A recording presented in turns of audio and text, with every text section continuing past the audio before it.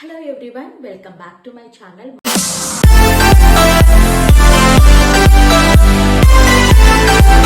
Madhuri vitals RNO. చాలా మంది pregnancy అంటే ఏంటి, అసలు ప్రెగ్నెన్సీకి వచ్చే సిమ్టమ్స్ ఏంటో తెలియకుండా ఉంటాయి.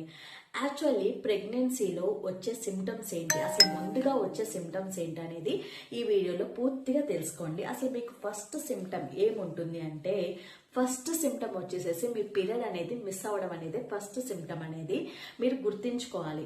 చాలా మంది మన వీడియోస్ చూస్తున్నారండి. Please like, share and subscribe to my channel. ఎక్కడైనా వీడియోలో మీకు ఎక్కడైనా నచ్చింది అంటే కనుక సబ్స్క్రైబ్ చేసుకోండి. ముందుగా మీకు సిమ్టమ్స్ తెలియాలంటే ఇప్పుడు నేను చెప్పే సిమ్టమ్స్ అసలు మీ దగ్గర ఉన్నాయా లేవా చూసుకోండి. మీకు ఒకవేళ ఈ సిమ్టమ్స్ కనిపించాయి అంటే కనుక మీరు ప్రెగ్నెంట్ టెస్ట్ చేసుకోకుండానే మీరు గ్రహించుకోవచ్చు మీరు ప్రెగ్నెంట్ అని. అయితే చాలా మంది ఏంటంటే ప్రెగ్నెన్సీ ముందే కొన్ని సిమ్టమ్స్ అనేవి మనకి ప్రెజెంట్ అయి ఉంటాయి. అసలు సిమ్టమ్స్ ఏంటి అంటే, మీకు ఫస్ట్ సిమ్టమ్ వచ్చేసేసి మీ పీరియడ్ అనేది మిస్ అవ్వడం అనేది first symptom. And next symptom వచ్చేసేసి స్టమక్ పెయిన్.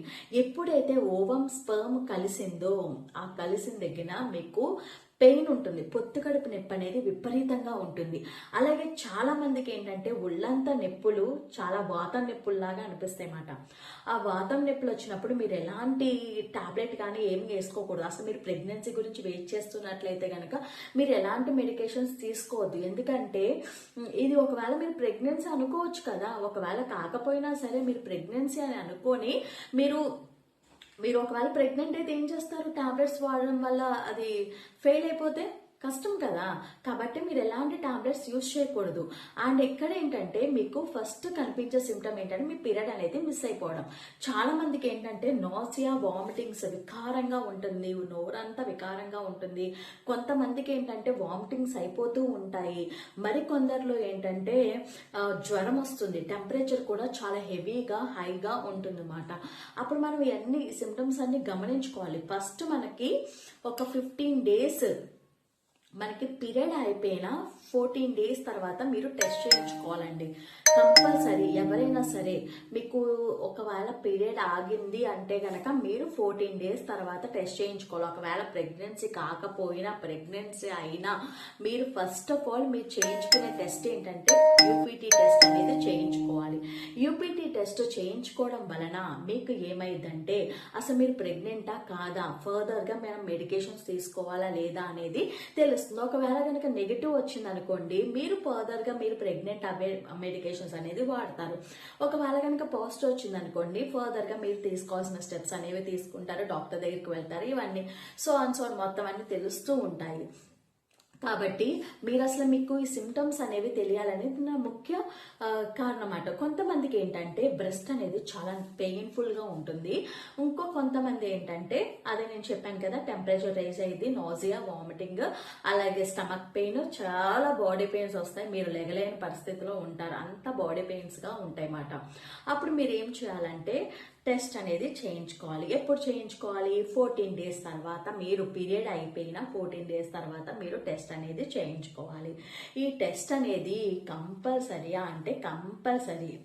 ఎలాంటి డయాగ్నోసిస్కి అయినా సరే ఈ టెస్ట్ అనేది చాలా కంపల్సరీగా మీరు చేయించుకుంటూ ఉండాలి. ఎందుకంటే ఒకవేళ మీరు ప్రెగ్నెంటే కాదు, సపోజ్ మీకు పీరియడ్ అనేది ఆగిపోయింది, ఒకవేళ కాలేజ్ అమ్మాయి ఉందండి, కాలేజ్ అమ్మాయి ఒకసారి మా హాస్పిటల్కి వచ్చారు, కాలేజ్ అమ్మాయి, ఒక అమ్మాయి, తనకి పీరియడ్ అంటే ఆగిపోయిందంట. మేము అన్నాము ప్రెగ్నెన్సీ టెస్ట్ చేయించుకోవాలి అని అంటే, తను ఎందుకండి ప్రెగ్నెన్సీ టెస్ట్, నేను కాలేజ్కి కదా వెళ్ళేది, నాకు గైనిక్ ప్రాబ్లం ఉండుంటుంది. లేదు, ప్రతి ఒక్కళ్ళ కండిషన్లోనే మనం ప్రెగ్నెన్సీ టెస్ట్ అనేది చేయించుకోవాలి. తను చేయించుకుంది, తనకి ప్రెగ్నెన్సీ అని కన్ఫర్మ్ అయింది. ప్రెగ్నెన్సీ కన్ఫర్మ్ అయిందని ఫర్దర్ ఎలా వచ్చిందో అవన్నీ మనం మాట్లాడుకోవద్దు. కాకపోతే తనకు ప్రెగ్నెన్సీ వచ్చింది మాట. చూసారు కదా తను ఎందుకు వచ్చింది, పీరియడ్ అనేది ఆగిపోయింది అనేది వచ్చింది. కాకపోతే ఇక్కడ తెలిసింది ఏంటి, తను ప్రెగ్నెంట్ అనేది తెలిసింది. ఒకవేళ కనుక అది తెలుసుకోకుండా ఇష్టం వచ్చినట్టు మందులు వాడేస్తే కనుక అది కష్టమా కాదా?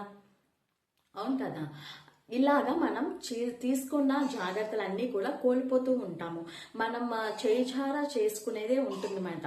కొన్ని అన్నీ కూడా మనం చేతులారా చేసుకుంటాం. కొన్ని ఆటలన్నిటి కూడా కొన్ని సిమ్టమ్స్ ఇలా మీకు కనిపిస్తుంటాయి. కొంతమందిలో ఏంటంటే బ్లీడింగ్ కనిపిస్తూ ఉంటుంది.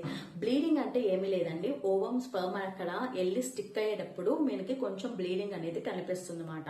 దానివల్ల చాలా మంది భయపడుతూ ఉంటారు. అంతెందుకు నేను చాలా భయపడిపోయాను. మా సెకండ్ బాబుకి బ్లీడింగ్ అవుతూ ఉండేది అనమాట. అప్పుడు నాకు చాలా టెన్షన్ అయితే వచ్చేది.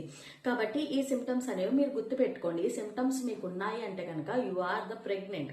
ఒకవేళ సిమ్టమ్స్ లేవు, నార్మల్, కొంతమందికి ఏంటంటే నార్మల్ గానే ఉంటారు, ఎలాంటి సిమ్టమ్స్ ఏమి ఉండవు మాట. కాబట్టి వాళ్ళలో కూడా మనం ఫస్ట్ మీరు 14 days అయిపోయింది అంటే కనుక ఫస్ట్ మీరు కన్ఫర్మ్ చేసుకునేది ఏంటంటే టెస్ట్ చేయించుకోవడమే. అంతకు మించి ఏమీ లేదు మాట. ఈ వీడియో మీకు నచ్చినట్లయితే కనుక లైక్ చేసి, షేర్ చేసి, సబ్స్క్రైబ్ చేసుకోండి. చాలా మంది ప్రెగ్నెంట్ లేడీస్కి ఇది యూస్ఫుల్ వీడియో అండి.